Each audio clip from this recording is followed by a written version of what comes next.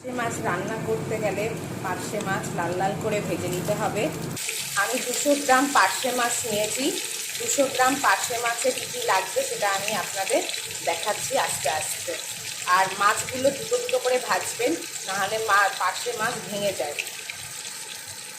আমি পার্শে মাছটা একটু অন্যরকম করছি। তেলের মধ্যে কালো জিরে দিয়ে ফোড়ন দিয়েছি, কালো জিরে ফোড়ন দিয়ে ঝিঙে আর আমি হাফ বেগুন দিয়েছি।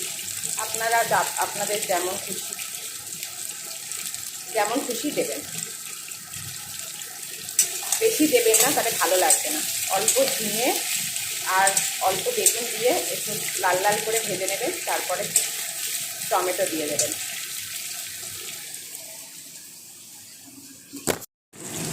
যখন ভাজবেন তখন একটুখানি হলুদ দিয়ে দেবেন।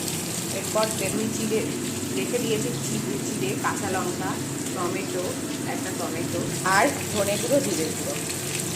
আমার সব লাল লাল করে ভাজা হয়ে গেছে। এবার দেবো কাঁচা লঙ্কা, টমেটো আর একটু জিরের গুঁড়ো। এখন সামান্য একটু জল দিয়ে কষে নেবেন। আমি সামান্য জল দিয়ে কষে নিচ্ছি, নাহলে মশলা পুড়ে গেলে ভালো লাগবে না। এই ডাঁটাটা খুব সিম্পল, খেতেও খুব টেস্টি।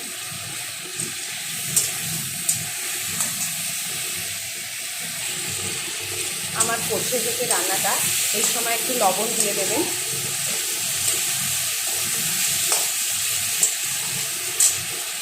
আমি তরকারিতে ভাজা হয়ে গেছিলো, মশলাটা কষা হয়ে গেছিলো। এরপর আমি গরম জল ঢেলে দিয়েছি। এটা যখন ফুটে উঠবে তখন মাছগুলো দিয়ে দেবেন।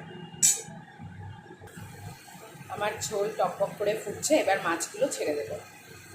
আমি সব মাছগুলো দিয়ে দিয়েছি। এবার ঝোলের মধ্যে এগুলোকে ডুবিয়ে দেবো, যাতে মাছগুলোতে একটুখানি ঝোল ঢুকে যায়।